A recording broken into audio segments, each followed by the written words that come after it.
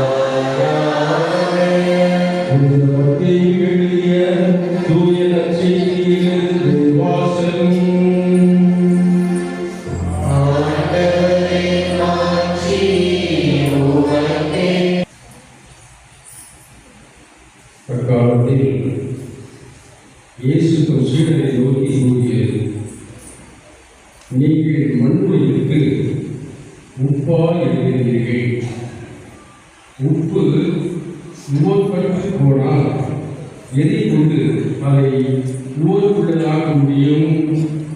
அது வெளியில் கொட்டப்பட்டு மனிதரால் மீட்படும். இது ஒன்றுக்கும் உதவாது.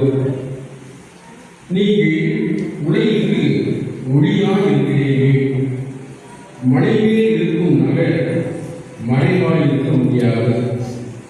எவரும் விளக்கை ஏற்றி மரக்காலுக்குள் வைப்பதில்லை. மாறாக விளக்கு தண்ணீர் மீதே வைப்பர். அப்பொழுதுதான் அது வீட்டில் உள்ள அனைவருக்கும் ஒளி தரும். இவ்வாறு உங்கள் ஒளி மனிதன் முன் ஒளிக.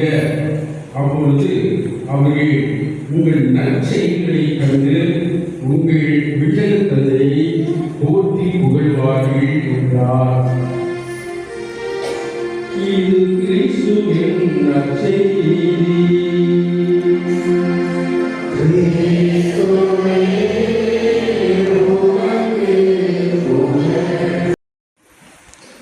என் அன்பிற்குரிய சகோதர சகோதரிகளே, சென்ற ஞாயிற்றுக்கிழமை ஆண்களுடைய மழைப்பொழிவை பற்றி தியானிக்கிறோம்.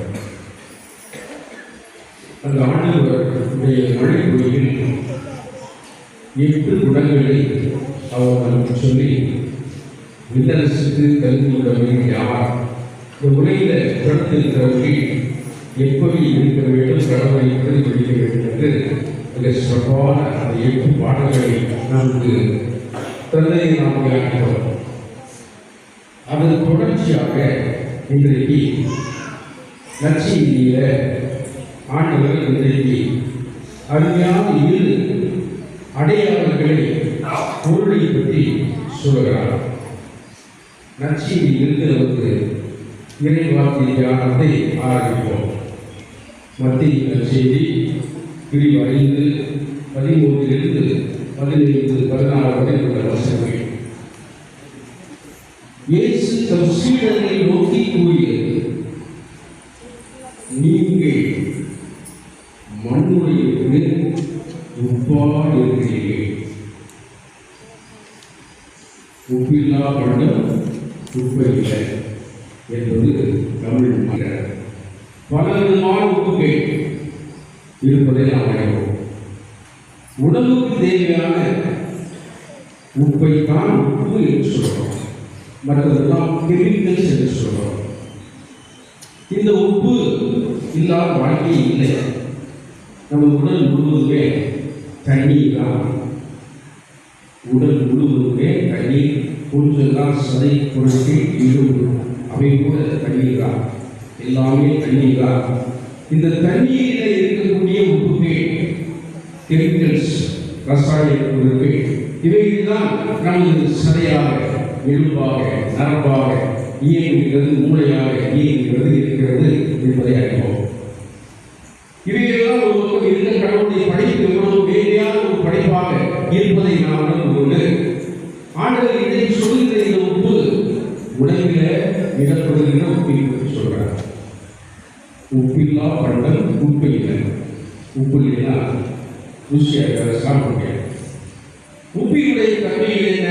நீங்கள் உடைய உப்பு என்று ஆண்டு சொல்லுகிற பொழுது நம்ம எடுத்து யாரும் சமையல் பண்ண முடியுமா? நம்மளால் சமைத்து சாப்பிட முடியாது. நம்முடைய உள்ள குணங்கள், நம்முடைய உள்ள பண்புகள், பண்பாடுகள், ஆன்மீகம், இவைதான் அந்த உப்பாக பிரதிபலிக்கிறது. நம்பிக்கையாளரை மன்றாடு. அன்பின் இறைவா, நம்பிக்கைக்கு அடிப்படை மனித ஞானம் அல்ல, கடவுளின் வளமே என்கிற திருவாசகத்தின் உண்மையை உணர்ந்தது. தாயம் திரு அவையும் திருத்தந்தை லியோ உள்ளிட்ட திரு அவை தலைவர்களும் மறைப்பணியாளர்களும் இறைமக்களாகிய நாங்களும் மனித ஞானம், மனித அறிவையும் ஆற்றலையும் மட்டுமே நம்பியாமல் இறை ஞானத்தால் வழிநடத்தப்படும் எம்மை ஒப்புவிக்க வேண்டும் என்று இறைவா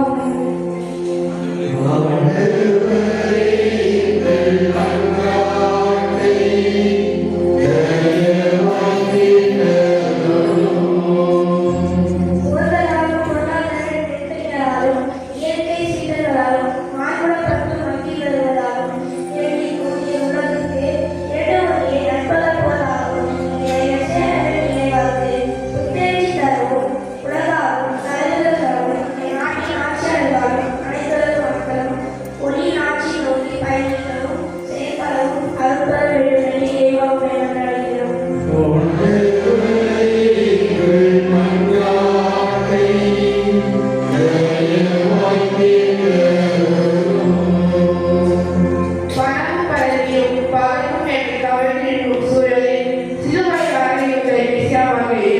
தவிர நாங்கள் பற்றி கொள்ள வேறு ஆதாரம் இல்லை என உணர்ந்து நாங்கள் யாவரும் குறிப்பாக இளையோரும் எங்களையே உலகம் பற்றி எனும் நோக்கத்தை அகற்றிவிட்டு உண்மையை பற்றி கொண்டு வாழ்கின்ற ஞானத்தையும் தாய்ச்சியையும் மன உறுதியையும் பெற்றிட வேண்டும் என்று இறைவாமை மலர்கிறோம்.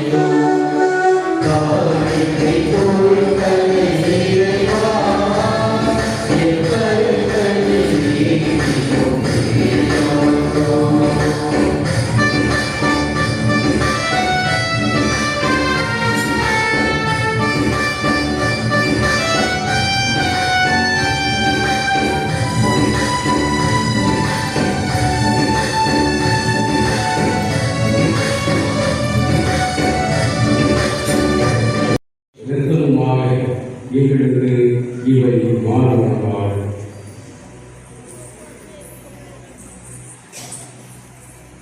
அவர் பாடலோடு உடன்படிந்து நம்மை வெளியிட்ட போது அப்பத்தை எடுத்து நன்றி செலுத்தி அதை பிட்டு தம் சீடர்களுக்கு அளித்து கூறியதாவது: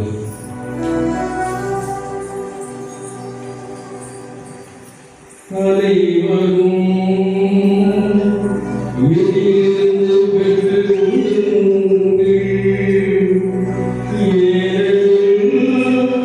இது உங்களுக்காக கையளிக்கப்படும் என் உடல்.